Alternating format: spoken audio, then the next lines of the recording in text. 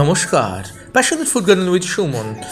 আজ গোলমরিচ গাছের সম্পর্কে আপনাদের সামনে কয়েকটি তথ্য তুলে ধরার চেষ্টা করলাম।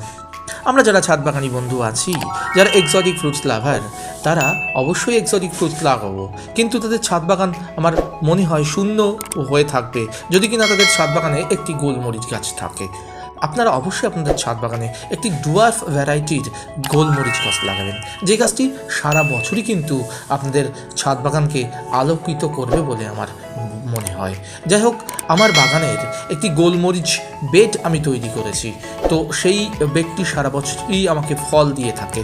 সেটাই আপনাদের সামনে আমি তুলে ধরে আপনাদেরকে আপনাদের ছাদ বাগানে গোলমরিচ লাগানোর ইচ্ছাকে আরও জাগানোর চেষ্টা করলাম। তাহলে দেখতে থাকুন। আর যারা এক্সোটিক ফ্রুট লাভার, তারা অবশ্যই চ্যানেলটি সাবস্ক্রাইব করে আমাকে এই ধরনের ভিডিও বানাতে আরও ইন্সপিরেশন দেবেন বলে আশা রাখলাম। তাহলে শুরু করা যাক।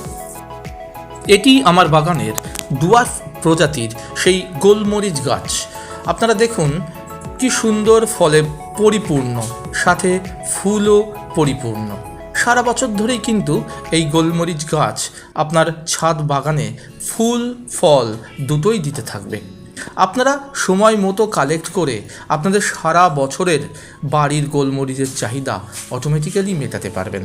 তবে এই ভ্যারাইটিগুলো আমাদের এখানে খুব একটা অ্যাভেলেবেল পাওয়া যায় না, কেরালাতে অ্যাভেলেবেল পাওয়া যায়।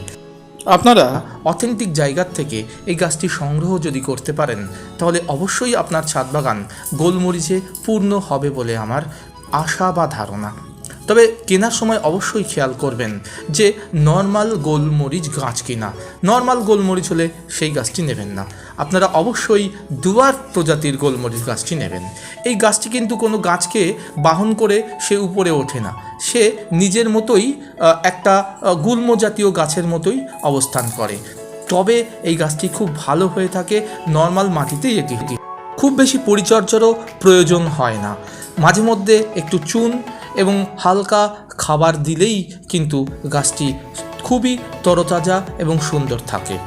তাহলে আমি আশা রাখলাম আপনারা অবশ্যই আপনাদের ছাদ বাগানে ডুয়ার্ফ প্রজাতির গোলমরিচ গাছ লাগাবেন। এটা কিন্তু মন দিয়ে শুনবেন, ডুয়ার্ফ প্রজাতির গোলমরিচ গাছ, এর ফলন কিন্তু প্রচুর, ভীষণ ফলন হয়ে থাকে ছাদ বাগানে। তো আপনারা অবশ্যই ছাদ বাগানে এই ডুয়ার্ফ প্রজাতির গোলমরিচ গাছটি অবশ্যই লাগাবেন। আশা করি খুব ভালো লাগলো। তাহলে এখানেই শেষ করলাম।